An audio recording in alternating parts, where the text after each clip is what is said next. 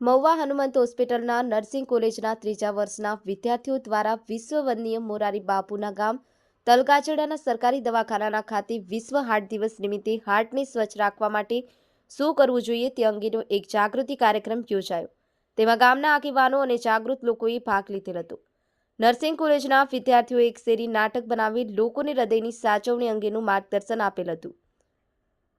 ગુડકિયા Shailesh, Mahuva, Diu mirror news, Ramesh સત્યની સાથે।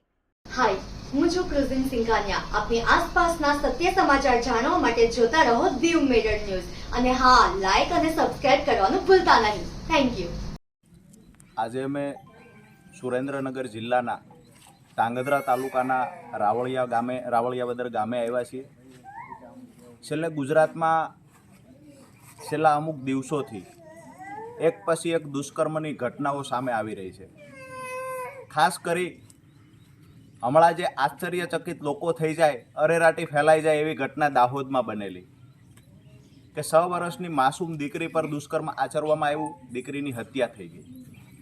એવી જ રીતે અહીંયા સુરેન્દ્રનગર જિલ્લામાં એક ઘટના ઘટી।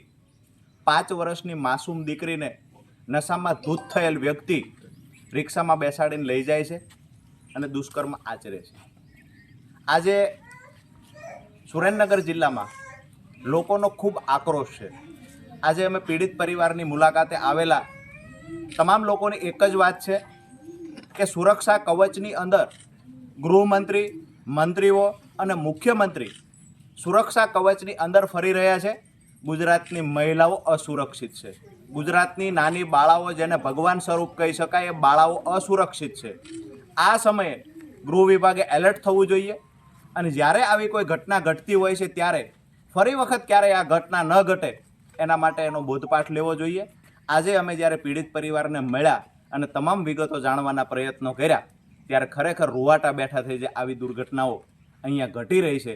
દુષ્કર્મ એક પછી એક ગુજરાતમાં થઈ રહ્યા છે। ગુજરાતની મહિલાઓ, ગુજરાતની દીકરીઓ સુરક્ષિત નથી। આજે મા બાપ પોતાની દીકરીને બજારે મોકલતા પહેલાં 10 વખત વિચારતા થઈ ગયા છે। આ પરિસ્થિતિનું નિર્માણ ગુજરાતમાં થયું છે। સરકારને નમ્ર વિનંતી કે પીડિત પરિવારને તાત્કાલિક ધોરણે ન્યાય મળે આવી કોઈ વ્યવસ્થા કરવામાં આવે। આભાર।